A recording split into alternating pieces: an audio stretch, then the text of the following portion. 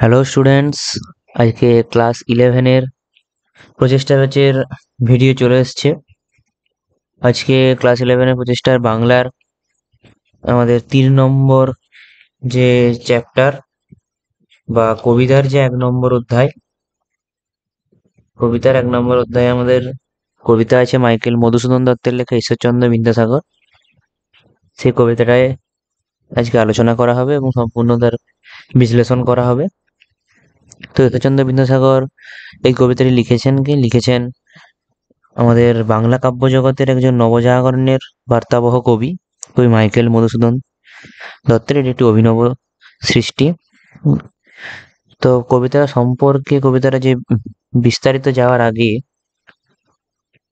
কবিতাটার সম্পর্কে একটু জেনে রাখা ভালো। তো কবিতাটা সম্পর্কে কি জানতে হবে, না কবিতাটা কি ধরনের কবিতা সেটা আমাদেরকে জানতে হবে, তাই তো? সরি, কবিতাটা কি ধরনের কবিতা সেটা আমাদেরকে জানতে হবে। তো কবিতাটা একটি সনেট জাতীয় কবিতা, যেটা মাইকেল মধুসূদন দত্ত চতুর্দশপদী কবিতাবলী থেকে সংগৃহীত হয়েছে, অর্থাৎ সনেট বা চতুর্দশপদী কবিতা। সনেটের আবার বিভিন্ন ধরনের বৈশিষ্ট্য আছে। সনেটের প্রথম একটি স্তবক থাকে, দ্বিতীয় একটি স্তবক থাকে। প্রথম স্তবকটিকে বা প্রথম যেটাতে 8টি চরণ থাকে তাকে বলা হয় অষ্টক, এবং দ্বিতীয়তে 6টি চরণ থাকে সেটাকে বলা হয় ষষ্ঠক। এরকম ভাবে হয়, তাই তো? তো এখানে আমরা এটাই পড়বো যে ঈশ্বরচন্দ্র বিদ্যাসাগর যে কবিতাটা মাইকেল মধুসূদন দত্তের লেখা, এটি সনেট জাতীয় কবিতা। তো কবিতাটির আমরা কিভাবে পড়বো, না প্রত্যেকটা যে চরণ আছে সেই প্রত্যেক লাইন অনুযায়ী আমরা এটা বিশ্লেষণ করব, প্রতিটা আলাদা আলাদা লাইনে। এইভাবে আমরা কবিতাটা শুরু করব। তো প্রথমে বোঝা গেল কোথা থেকে নেওয়া হয়েছে এবং আহ, কি ধরনের কবিতা এবং সেই ধরনের কবিতার বৈশিষ্ট্য কি সেটা বোঝা গেল অবশ্যই। তো এবার আমরা আসি মূল কবিতাতে। তো এখানে কবিতার একটু বলে রাখা উচিত কবিতার বিষয়বস্তুটা কি। কবিতাটা কি নিয়ে লেখা হয়েছে কবিতাটা। এখানে ঈশ্বরচন্দ্র বিদ্যাসাগর তো বিদ্যার সাগর হিসেবে খ্যাতি অর্জন করেছিলেন। তিনি পাণ্ডিত্যের জন্য তার এই খ্যাতি, এবং তার দ্বারা মাইকেল মধুসূদন দত্ত বিভিন্নভাবে উপকৃত হয়েছেন। তাই মাইকেল মধুসূদন দত্ত তার প্রশংসায় এই কবিতাটি তিনি লিখেছেন। তো সেটাই এখানে এই কবিতার আকারে লিখেছেন, এবং সেটা আমরা এবার শুরু করব। তো এবারে চলো শুরু করা যাক। স্তবক ভিত্তিক যে বিশ্লেষণ সেটা আমরা শুরু করব। প্রথম লাইন আমাদের কি আছে, বিদ্যার সাগর তুমি বিখ্যাত ভারতে।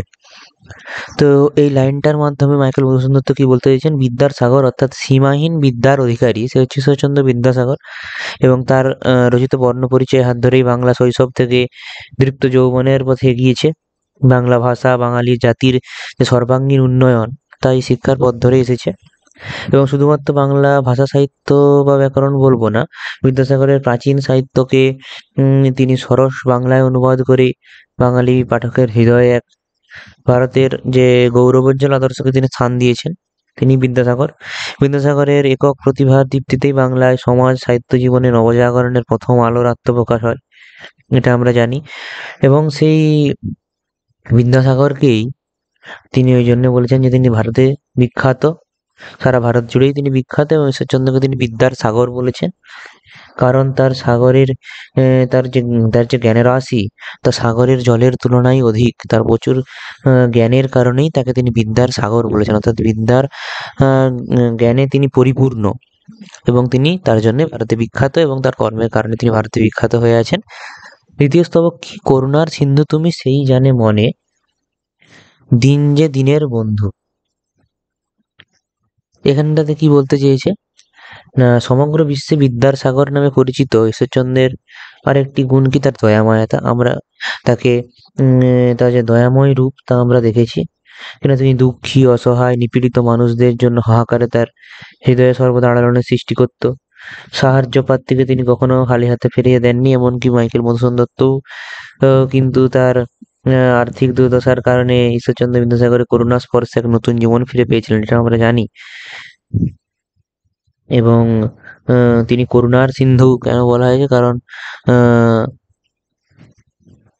করুণার অর্থাৎ দয়ামতে পরিপূর্ণ বিদ্যাসাগর, তার এই কারণে তাকে করুণার সিন্ধু বলা হয়েছে। কারণ আহ, দীন অর্থাৎ যে হতদরিদ্র মানুষ, এবং দিনের বন্ধু বলতে সে হতদরিদ্র মানুষের বন্ধু স্বয়ং ঈশ্বর, তাই তো। তথা দরিদ্রের প্রকৃত বন্ধু ঈশ্বরচন্দ্র বিদ্যাসাগরকে চিহ্নিত করা হয়েছে এখানে। এর অন্তর্নিহিত অর্থে ঈশ্বরচন্দ্র বিদ্যাসাগরকে ঈশ্বর তথা পরমেশ্বরের সঙ্গেও কিন্তু তিনি একদিকে তুলনা করে দেখিয়েছেন এখানে, যিনি দুঃখী ভক্তের দুঃখ দুর্দশা দূর করতে সবসময় প্রয়াসী হন, তেমন ঈশ্বরচন্দ্র বিদ্যাসাগরও কিন্তু হতদরিদ্র দীনদরিদ্রের যে সাহায্যের হাত তার দিকে বাড়িয়ে দেন, এবং তার জন্য তিনি বিন্দুমাত্র দ্বিধাবোধ করতেন না। হতদরিদ্র মানুষদের প্রতি তার উদাসীনতা কখনোই দেখা যায়নি। সিন্ধুর জলরাশির মতোই তার অসীম করুণা। সেই করুণার রসে কবি মধুসূদনের মতো অগণিত রিক্ত জীবন নতুন প্রাণের স্পন্দন ফিরে পেয়েছে। তার জন্য মধুসূদন কিন্তু এই লাইনটি এখানে তিনি বলেছেন। তারপর কি বলেছে, উজ্জ্বল জগতে হেমাদ্রির হেমকান্তি অম্লান কিরণে।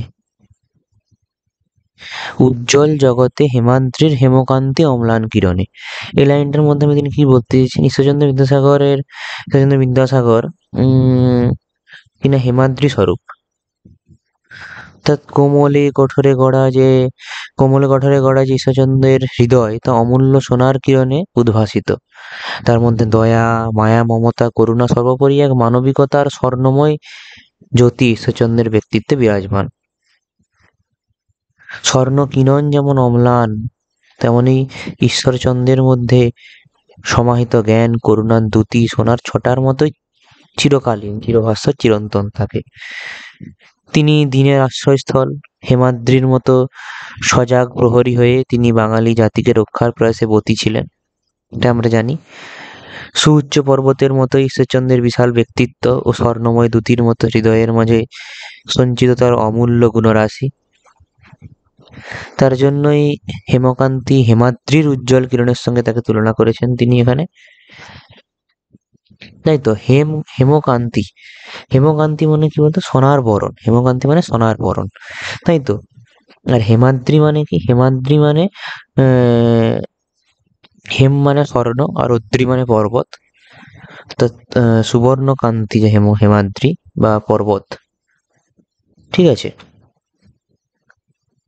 কিন্তু ভাগ্য বলে পেয়ে সে মহাপর্বতে, যেজন আশ্রয় লয় সুবর্ণ চরণে, সেই জানে কত গুণ ধরে কত মতে গিরিশ। তো এবার আমরা এই লাইনটাতে আসবো। কিন্তু ভাগ্য বলে পেয়ে সে মহাপর্বতে, যেজন আশ্রয় লয় সুবর্ণ চরণে, সেই জনে কত গুণ ধরে কত মতে গিরিশ। বাংলা গদ্য সাহিত্যের সার্থক রূপকার ঈশ্বরচন্দ্র শুধুমাত্র বিদ্যার সাগরই ছিলেন না, তিনি ছিলেন দয়ার সাগর, এটা আমরা বুঝলাম। তাই অগণিত দীন দরিদ্রের আশ্রয়ে ও অন্নে প্রতিপালিত হয়েছে তা। সেখানে আমরা স্বর্ণকান্তি হেমাদ্রির মতো সুউচ্চ ব্যক্তিত্ব, হৃদয়ের অধিকারী বিদ্যাসাগরের স্নেহধন্য কবি মধুসূদনের আলোচ্য অংশে নিজের হৃদয়ের যে অকৃত্রিম শ্রদ্ধা ও কৃতজ্ঞতাকে তিনি রূপায়িত করেছেন। সুবিশাল পর্বতের কোলে সবুজ প্রকৃতি ও বিচিত্র যে প্রাণী জগৎ নিরাপদ আশ্রয় লাভ করে সেটা আমরা জানি। সেরকমই মহাপর্বত অন্ন, শান্তি, বিশুদ্ধ জীবনচর্যা দান করে।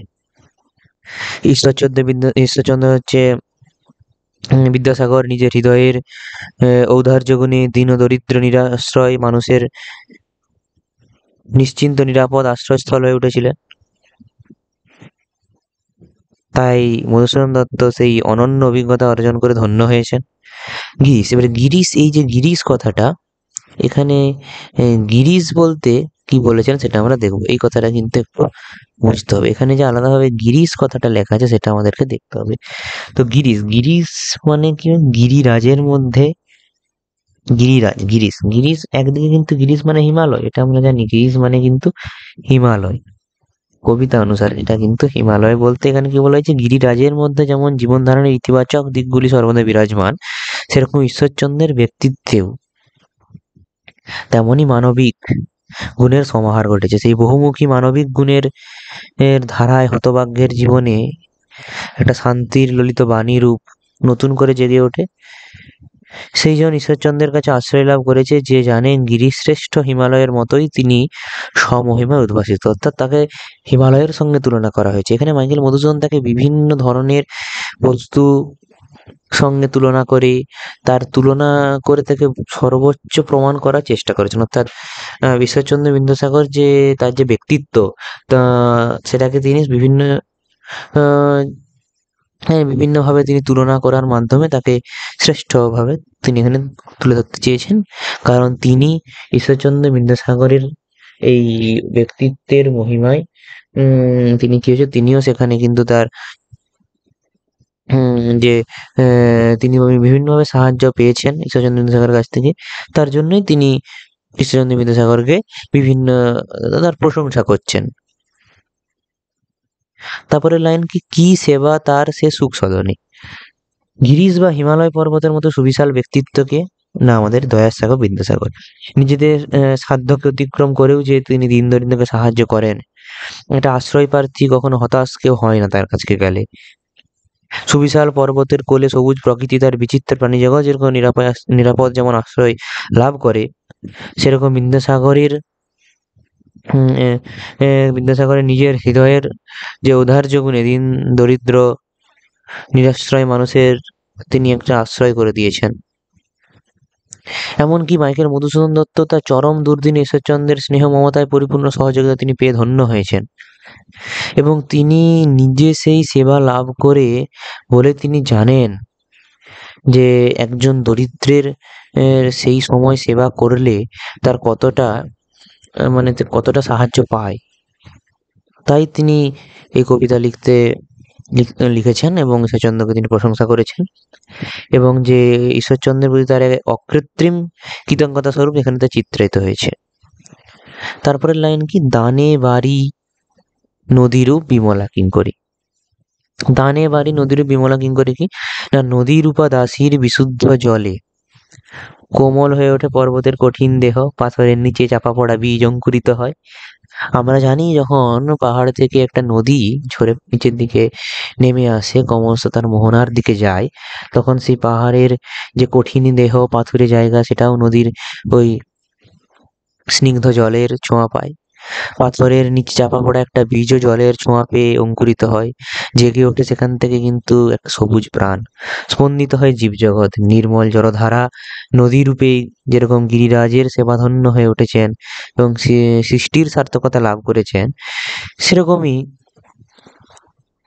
একটা আহ ঈশ্বরচন্দ্র বিদ্যাসাগরের যে আন্তরিক অনুগত্য এবং তার চরণের যে অন্তর্হিত ভাবরূপ এখানে তিনি লাভ করেছেন। সেই জন্যই বলেছে যে বাড়ি নদী রূপ বিমলা কিঙ্করী। তো তোমরা বুঝতে পেরেছো নিশ্চয়ই। তারপর যোগায় অমৃত ফল পরম আদরে দীর্ঘশির তরুদল দাসরূপ ধরি। গিরিরাজের হিমালয়ের কোলে যখন আশ্রয় পায় অগণিত প্রাণ, বিকশিত হয় চারা গাছ, এবং একসময় তারা পরিপূর্ণ হয়ে ওঠে সৃষ্টির পরম গৌরবে, সেটা আমরা বুঝতে পারছি, তারা বেড়ে ওঠে একসময়। এবং বিমলা কিঙ্করীর যে সুকোমল যে জলধারা স্পর্শ, সেই স্পর্শে কি হয় না, পাথুরে মাটিও কোমল হয়, তাই তো।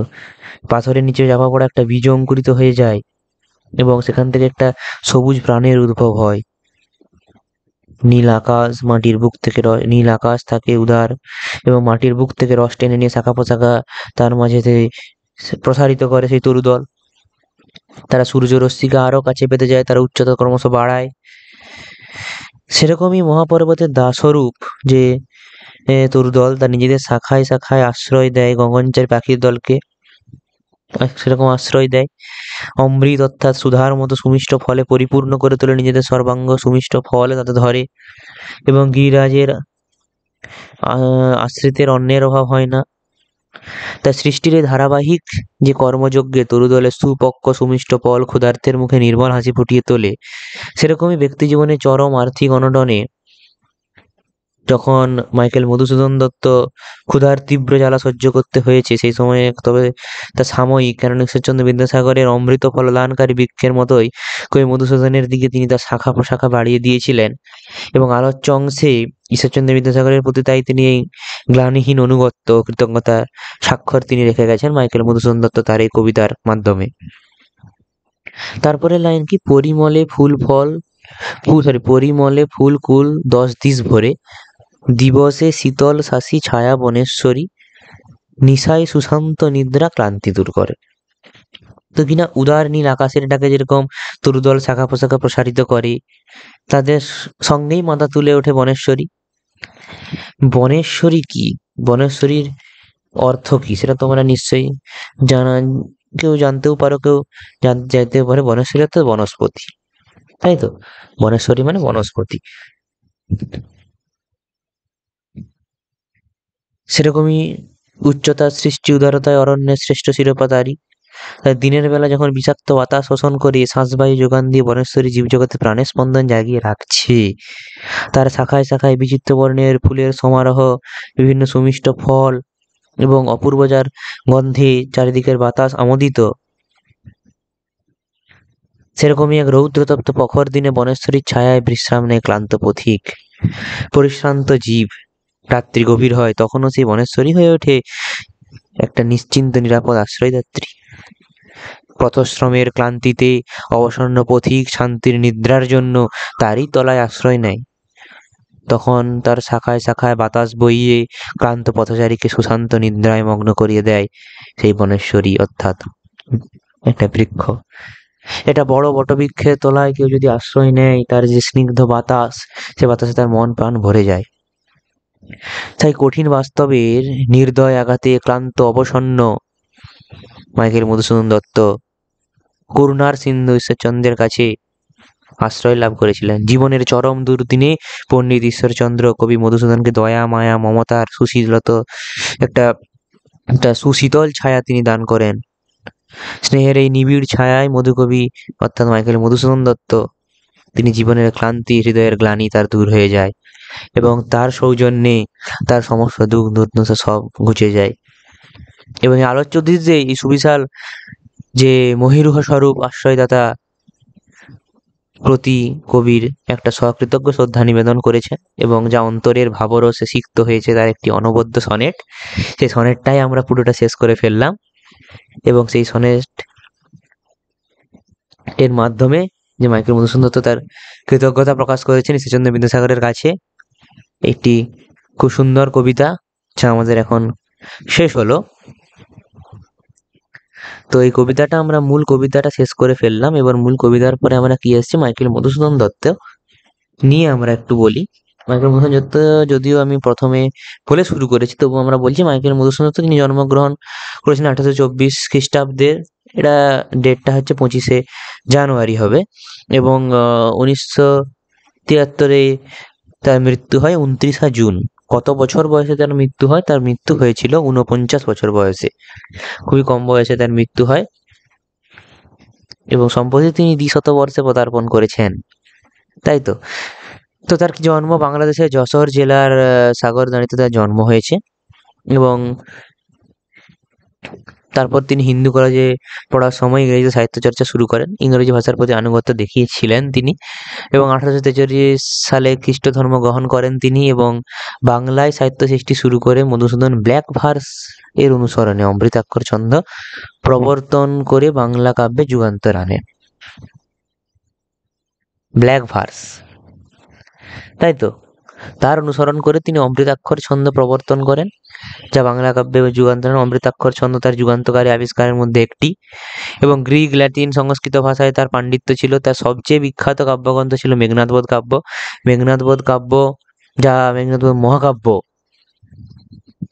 লিটারেচার এপিক অফ আর্ট বলা হয় যেটাকে, এবং তার অন্যান্য যে উল্লেখযোগ্য কাব্যগ্রন্থগুলি ছিল কি না, তিলোত্তমা সম্ভব কাব্য, বীরাঙ্গনা কাব্য, ব্রজাঙ্গনা কাব্য, চতুর্দশপদী কবিতাবলী। তারই রচিত নাটকগুলির মধ্যে অন্যতম ছিল শর্মিষ্ঠা, পদ্মাবতী, মায়াকানন, কৃষ্ণকুমারী প্রভৃতি। এছাড়াও তিনি বুড়ো শালিকের ঘাড়েরও ও একেই কি বলে সভ্যতা নামে দুটি প্রহসন রচনা করেন। প্রহসন।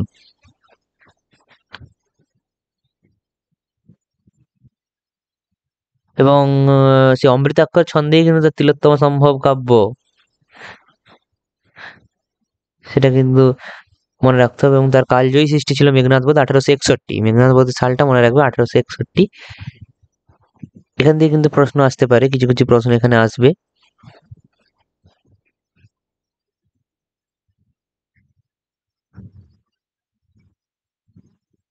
আর এটা তিনি লিখেছিলেন কোথায়? ভারসাই নগরীতে। এবং ৮৬ সংখ্যক সনেটটি ছিল ঈশ্বরচন্দ্র বিদ্যাসাগর। এটা ৮৬ সংখ্যক সনেট, ঠিক আছে, যেটা 1865 ছেষট্টি এরকম সময়ের। তো তারপরে আমরা দেখি, এরপরে আমাদের বিষয় সংক্ষেপ, যেটা আমি বললাম তোমাদের স্তবক অনুযায়ী, সেটাকে একটা ছোট আকারে আমরা রূপ দিয়েছি। ছোট আকারটা এখানে দেওয়া আছে, কোনো জায়গা বুঝতে অসুবিধা হলে তোমরা কিন্তু এটা দেখে নেবে। তো তারপর কি আছে? তারপর আছে বিশেষ লাইনের অর্থ। তো এখানে প্রত্যেকটা লাইনের দ্বারা, প্রত্যেকটা লাইন ও প্রত্যেক কিছু কিছু শব্দের অর্থ, যেগুলো যেগুলো কিনে বিদ্যার সাগর, করুণার সিন্ধু, এগুলো কিন্তু খুব মনে রাখতে হবে। হেমাদ্রির হেমকান্তি বলতে কি বোঝানো হয়েছে, কি সেবা তার সুখ সদনে, নদীরূপ বিমলা কিঙ্করী, যোগায় অমৃত বল বনেশ্বরী, বনেশ্বরী কি, এগুলো কিন্তু সব জানতে হবে, তাই তো? কারণ এগুলো থেকে শব্দার্থ পড়ে যেতে পারে, কোনো সময় শব্দার্থ পড়ে যায় পরীক্ষা, যেহেতু এমসিকিউ। এমসিকিউ এ তোমাদের যেহেতু সব এমসিকিউ কিন্তু তোমার বিভিন্ন টাইপের প্রশ্ন হবে। শুধুমাত্র এমসিকিউ বলতে যে ৪ টা অপশন থাকবে তার মধ্যে চুজ করতে হবে, সেটা ঠিকই। কিন্তু তার মধ্যে বিভিন্ন টাইপ থাকবে, যেমন তথ্যভিত্তিক থাকবে এবং ক্রম বেছে নেওয়া থাকবে, কোন লাইনে পড়ে কোন লাইন। তার জন্য কিন্তু এই যে কবিতাটি, এই যে কবিতাটির প্রত্যেকটি লাইন কিন্তু ভালোভাবে ভালোভাবে পুরো মুখস্থ রাখাই উচিত। মুখস্থ রাখলেই ভালো হয়। মুখস্থ নয়, বারবার এটাকে রপ্ত করলেই সেটা মুখস্থ হয়ে যাবে। মুখস্থ রাখাটা কিন্তু উচিত, কারণ ক্রম অনুসারে সাজিয়ে বেছে নেওয়া কিন্তু পড়তে পারে। সত্য মিথ্যা সেটা থাকবেই, কোন লাইনটা কি বলতে চেয়েছে সেটা তোমাকে সেখানে লেখা থাকবে। তারপরে বিবৃতির মধ্যে সঠিক বিবৃতি বেছে নেওয়া, এই বিবৃতি বাছা কিন্তু জন্যই যে তথ্যভিত্তিক যে বিশ্লেষণ বা বিশেষ লাইনের যে অর্থগুলো, এগুলো খুব দরকার। আরেকটির জন্য এটি খুব দরকার, যেটি হচ্ছে অ্যাসার্শন রিজনিং টাইপ, অর্থাৎ কি না বিকল্প বেছে নেওয়া। অ্যাসার্শন এবং রিজনিং থাকবে, তার মধ্যে তোমার ৪ টা বিকল্প থাকে, সেটা বেছে নিতে হবে। চার্ট ডায়াগ্রামগুলোও কিন্তু ইম্পর্টেন্ট, সেগুলো এভাবে করতে হবে। কেস স্টাডিটাও কিন্তু খুব ইম্পর্টেন্ট। কেস স্টাডির জন্য এই যে প্রত্যেকটা জায়গা খুব দরকার। তো ঠিক আছে, আজকে এই পর্যন্তই। প্রচেষ্টা ব্যাচের ক্লাস 11 এর বাংলা প্রথম ক্লাসটা আমি আজকে আনলাম এখানে। তো তোমাদের ডিমান্ড করেছিল যে 11-12 প্রথমটা বাংলা দিয়ে শুরু হয়, তো সেটাই করা হলো। তো এর প্রশ্ন কিন্তু আপলোড করা হবে এবং এটা কিন্তু টেলিগ্রাম গ্রুপে দেওয়া হবে অবশ্যই। তো সব স্টুডেন্টদেরকে থ্যাংক ইউ যারা ক্লাসটা করলে আজকে পুরোপুরি এখন এত দূর পর্যন্ত যারা করেছো, তো খুবই উপকার হবে আশা করি। ঠিক আছে, তোমরা সাবস্ক্রাইব করে দেবে পরেরগুলোর জন্যে। আজকে এখান পর্যন্তই।